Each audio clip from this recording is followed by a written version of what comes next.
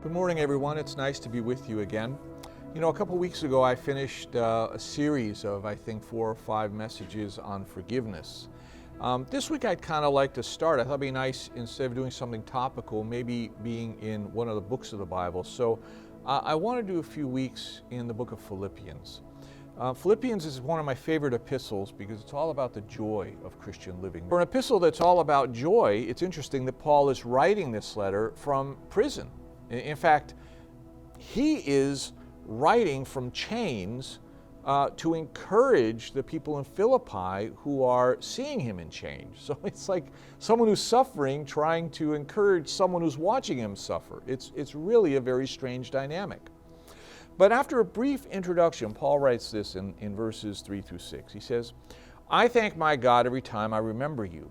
In all my prayers for you, I always pray with joy because of your partnership in the gospel from the first day until now, being confident of this, that he who began a good work in you will carry it on to its completion until the day of Jesus Christ." It's a really beautiful thing. And Paul has a great deal to be thankful for in this relationship with the Philippians. After all, they were the first church that he planted in the European mission after he went to Macedonia. They've been partners with him in his ministry all along the way. They've supported him financially.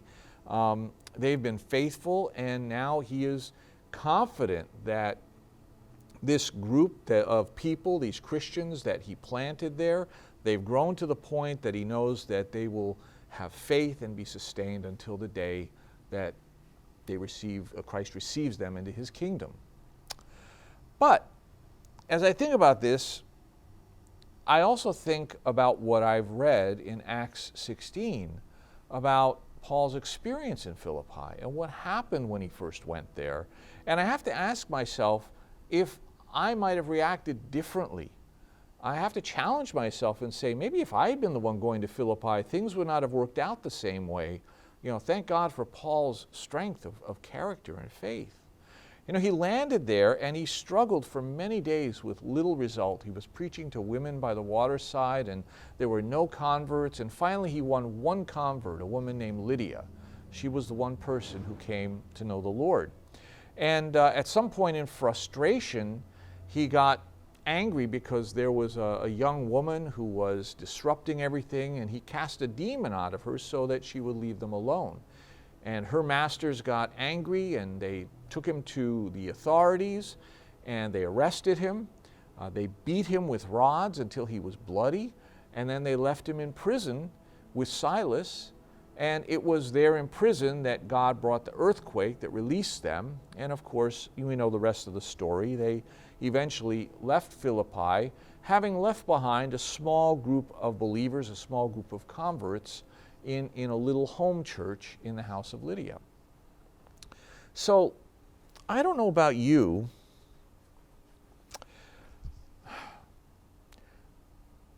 but I think if I had left Philippi under those circumstances, I might have thought my mission was a failure.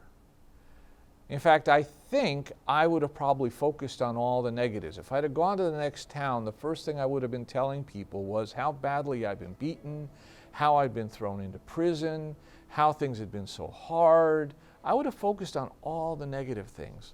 I probably would have needed counseling for having been beaten and thrown in prison. I'd probably be thinking about getting tested for PTSD, that I had post-traumatic stress disorder, that I needed to think about my own recovery and, you know, my own health and mental well-being as I'm going forward. I would have thought of myself as a victim who had been hurt and broken down.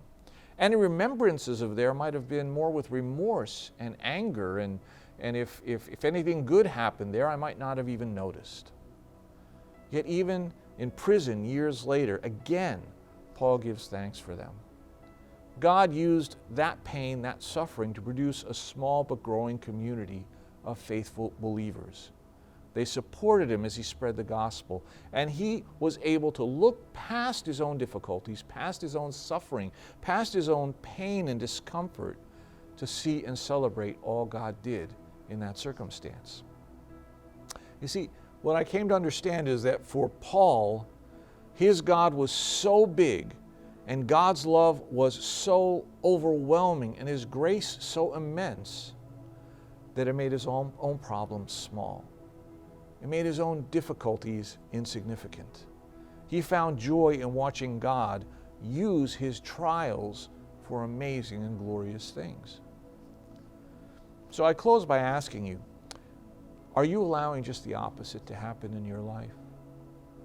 Are you allowing your problems, your pains, your trials to grow so big that they make your God small? That God disappears behind them? That you don't see God because all you can see is these trials? Are they blocking you from really grasping and appreciating the glory and majesty of your God? Are they robbing you of the joy that God wants you to have in your life? I'd encourage you to spend some time today reflecting on how big your God actually is. And as you do that, I think you'll notice that the more you focus on that, the smaller your problems will become and the greater your joy will be as you go stronger and God's light shines in your heart. God bless you and have a great day today.